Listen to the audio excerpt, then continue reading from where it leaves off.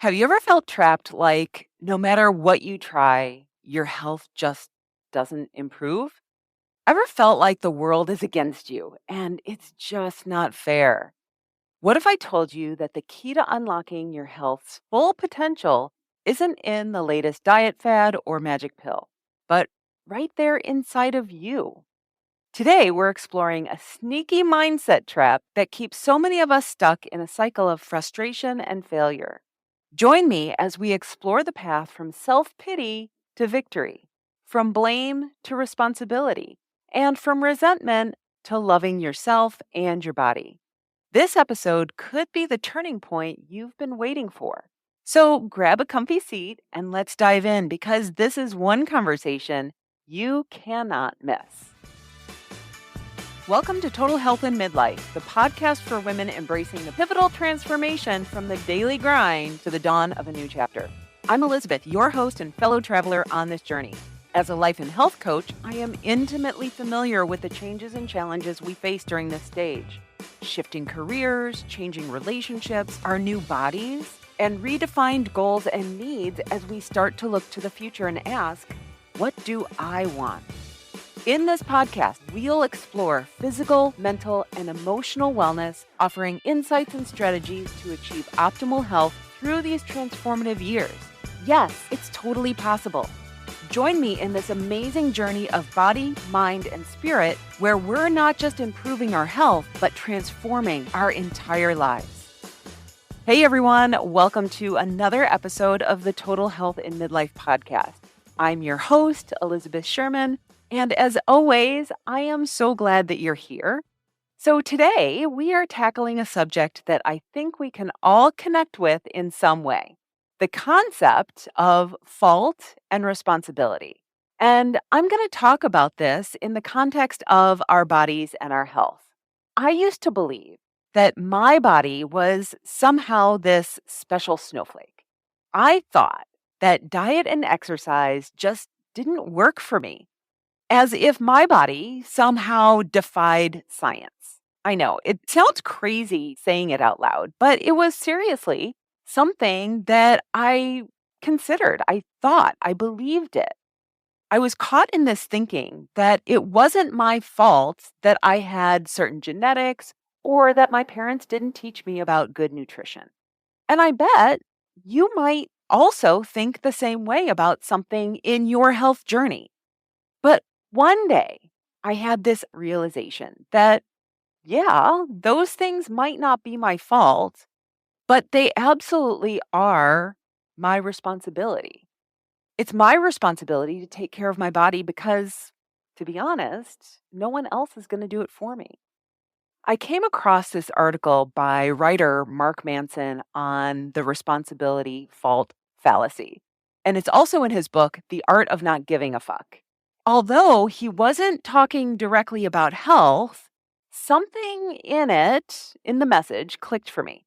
I saw how I could take that idea and apply it to my relationship with my body and my health.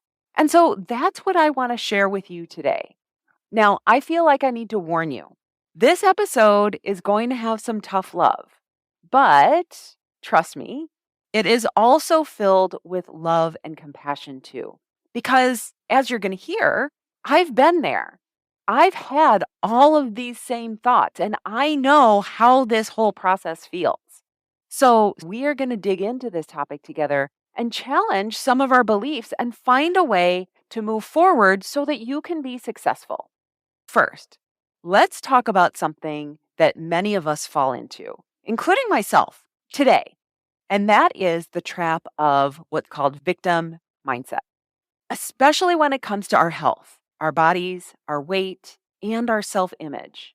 Now, during my dieting days, I used to genuinely believe that diet and exercise just didn't work for me. And it sounds absurd now, but I felt like my body was, again, this special snowflake that did defy the laws of science. I felt like I should be able to eat whatever I wanted, never exercise, and somehow magically have the body that I dreamed of, something similar to a Victoria's Secret model. In other words, I wanted the results without putting in the work. And I think that that's something that we're taught, that as women, we should look like our efforts are effortless, but still have the success. So I think that there was a lot of socialization going there. Maybe you've been there too. Maybe you've thought, I've tried everything and nothing works.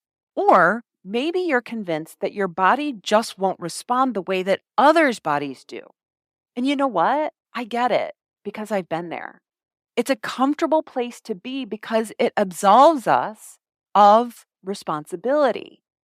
But here's the truth, a truth that I had to learn the hard way, which is our bodies don't defy science. Calorie balance does work. Now, I'm not saying it's a straightforward equation of calories in versus calories out. We can estimate that a pound of fat is about 3,500 calories. But what if that's not universally true? Of course, the type of food that you eat will impact your hormones, how your body responds to eating, moving, sleep, and stress. But it does not mean that diet and exercise don't work for you. The problem with being in the victim mindset, this self pitying belief, is that it's a road to nowhere. It keeps us stuck and it doesn't require anything from us. It's like a safety blanket that allows us to remain in the same place without guilt or effort. And I understand the allure. Trust me, I've been there in many different facets of my life, but it is a dead end. So let's take a moment and first get honest with ourselves. Are you holding on to beliefs that are keeping you from taking responsibility for your health? Are you hiding behind excuses that make you feel better, but don't get you any closer to your goals? If you believe that your body defies science, I want to hear from you. Seriously, reach out to me. Let's talk about it and let's figure out how to move past this mindset because I've been in your shoes and I know this mindset is a barrier to becoming the healthiest versions of ourselves. We can't change what we don't acknowledge. So today, let's acknowledge where we are at, where we want to be, and what we need to do in order to get there. It's time to take some responsibility and start taking steps towards what we truly want for our health. It's time to leave the victim mindset behind and step into a place of empowerment, action, and growth. So we've all been there. Something happens, an injury, a diagnosis, a genetic predisposition, and it's easy to fall into the trap of blaming ourselves. We dwell on what we could have done differently, or even worse, we blame our bodies as if they've somehow betrayed us. Let's take a moment to think about it. It might not be your fault that you got hurt. It might not be your fault that you were diagnosed with a disease. It most certainly isn't your fault that you have the genetics that you have. And perhaps you've battled thick thighs, a belly pooch, acne, fat above your knees, or anything else that you've looked at in the mirror and disliked. But guess what? It's not your fault. But here's where the responsibility comes in. Just because it's not your fault doesn't mean that you get to take it out on your body. Your body is not your enemy.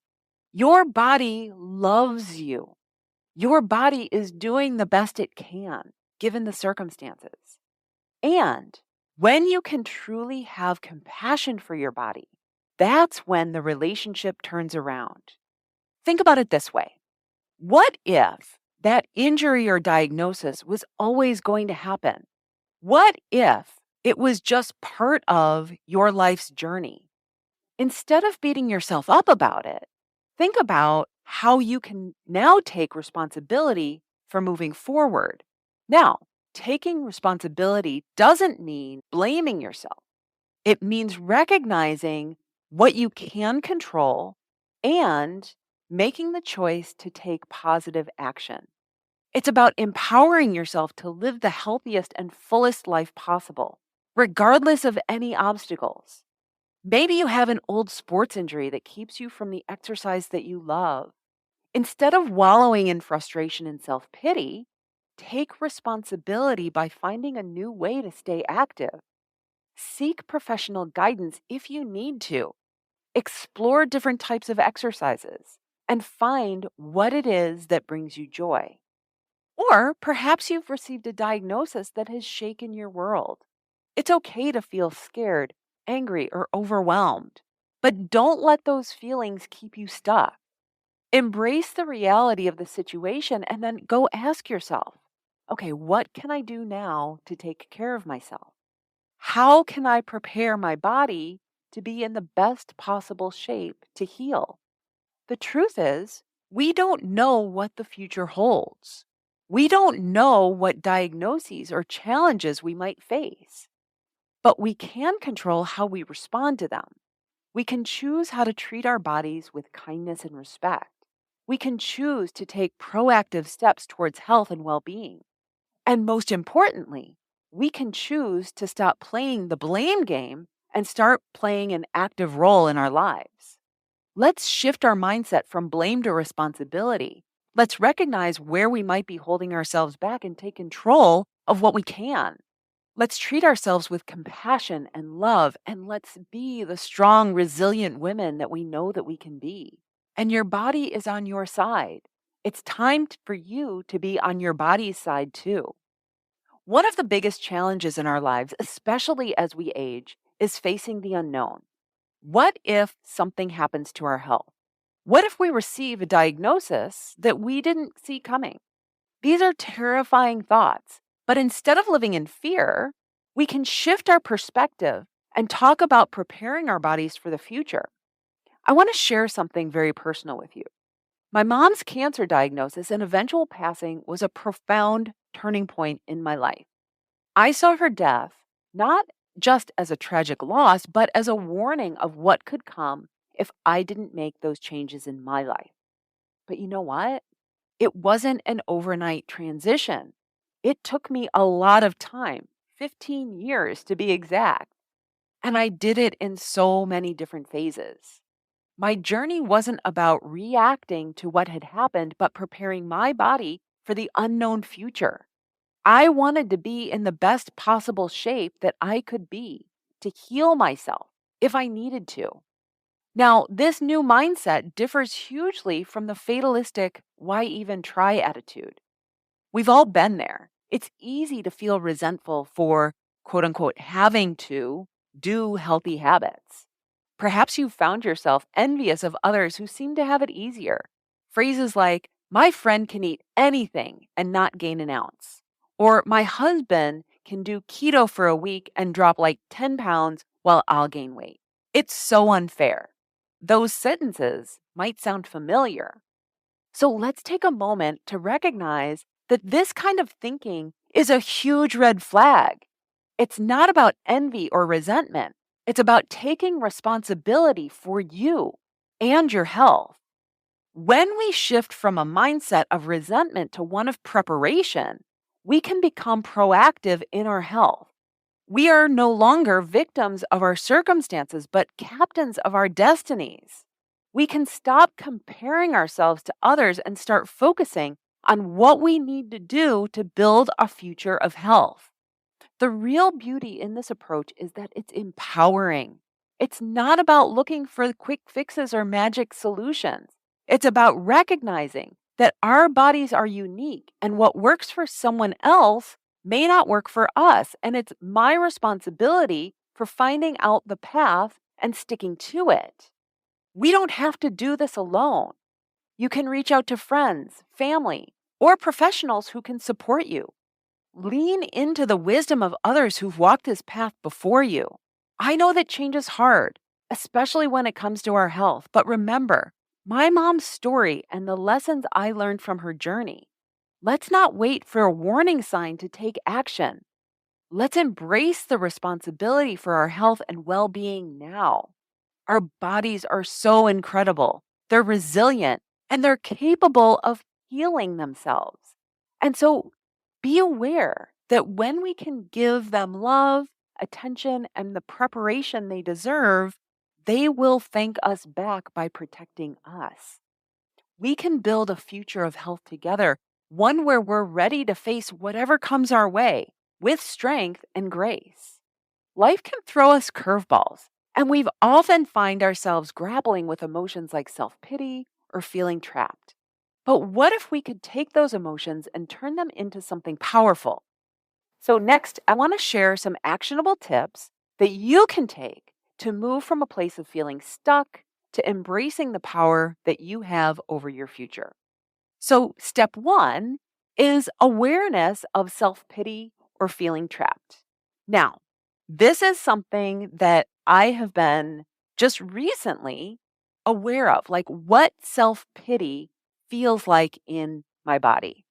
So, I just talked about resentment, self pity, and that lingering feeling of it's not fair. Well, it's time to face those emotions head on. No one said life was fair, but wallowing in these feelings won't get us anywhere. Instead, let's explore these emotions and ask yourself, why do I feel this way? Get to the root of what's holding you back. Is it fear? Is it lack of confidence? Understanding why you feel the way you do is the first step in moving past it. And if you need more help with this, check out my podcast, episode number 96, titled Becoming Your Own Best Friend. Also, you may want to check out the Processing Emotion episode. It's packed with insights and strategies to help you dive deeper into your emotions.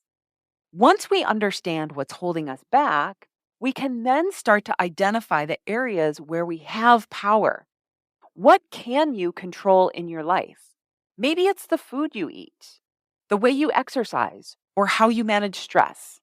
Take responsibility for those areas and make a plan. Put on your big girl pants and do what needs to be done instead of blaming others for how hard it is. It's not about finding fault, it's about owning your future. If you're struggling with taking this step, I highly recommend episode number 78, Building the Skill of Self-Trust. It's a total game changer for learning how to believe in yourself and take action with confidence. Now, these two steps are not just about overcoming self pity or resentment. They're about embracing the incredible power that you have to shape your health and your future. They're about accepting responsibility, not as a burden, but as an empowering choice. Life might not be fair, but that doesn't mean that we can't take control of our destiny. By following these actionable steps, you can break free from the trap of self pity and resentment and move forward with strength, courage, and determination. You don't have to waste another moment feeling stuck or trapped. You can take charge of your health, your body, and your future. You can be your own best friend and build the skill of self trust. Because when we can accept responsibility and take action, we open the door to a life filled with energy, confidence, self acceptance, and fulfillment. And that is something worth striving for. Okay, so let's wrap this episode up. Here we are at the end of our powerful journey, and we've talked about self pity, empowerment, feeling like a victim, to standing tall in victory. And so today we've explored not just the traps that can hold us back, but the actionable steps that can propel us forward.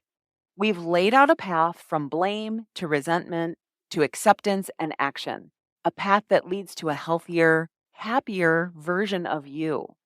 The power to take control of your health and your future is within you. You have the strength, the courage, and the determination to embrace your body and make those positive changes that lead to real, lasting transformation. It's not about dwelling on what's fair or unfair, it's about taking responsibility and stepping into your power. But you don't have to go it alone. I'd love to invite you to share your thoughts and experiences on social media or by sending me an email. Your stories and insights add so much richness to this community of women and to our future episodes.